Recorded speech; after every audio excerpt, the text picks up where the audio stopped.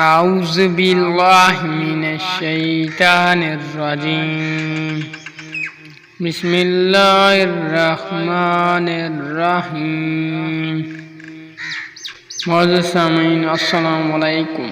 آج میں آپ کو حضرت ابراہیم علیہ السلام کے خواب کے بارے میں بتاتا ہوں، جو کہ حضرت اسماعیل علیہ السلام جوانی کی عمر کو پہنچ گئے تو حضرت ابراہیم علیہ السلام نے خواب میں دیکھا کہ خدا تعالیٰ نے حکم دیا کہ وہ اپنے بیٹے حضرت اسماعیل علیہ السلام کو خود اپنے ہاتھوں سے قربان کر دیں۔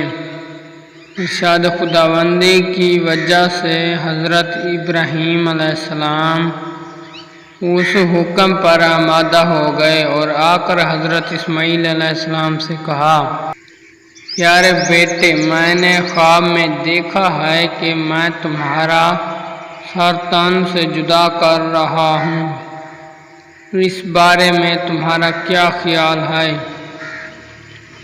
حضرت اسماعیل علیہ السلام نے جواب دیا، بابا جان، آپ علیہ السلام کو جو حکم دیا گیا ہے آپ اسی پر عمل کریں، انشاءاللہ آپ علیہ السلام مجھے صبروں میں پائیں گے۔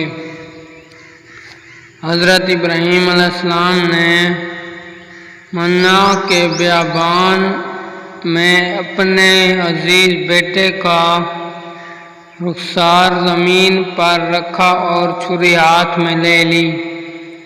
جب آپ علیہ السلام حضرت اسماعیل علیہ السلام کو ذبح کرنے لگے تو حضرت اسماعیل علیہ السلام نے فرمایا، بابا جان، میری رسی مضبوطی سے باندھیے تاکہ جان دیتے وقت میں ہاتھ پیر نہ ماروں، کیونکہ مجھے ڈر ہے کہ کہیں میرے اجر میں کمی نہ آ جائے۔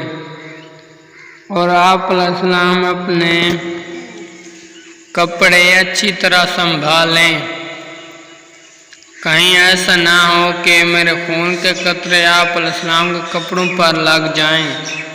پھر حضرت ابراہیم علیہ السلام نے فرمایا، پیارے بیٹے، تم خدا کے حکم کی تعمیل کرنے میں اچھے رفیق ہو۔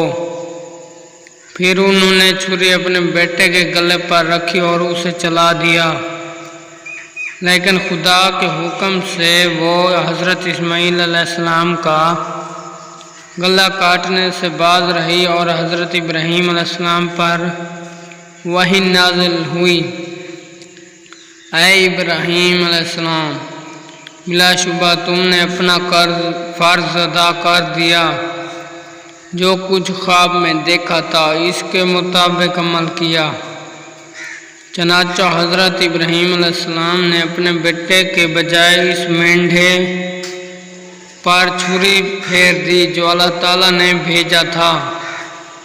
اس دن سے قربانی ایک سنت قرار دی گئی۔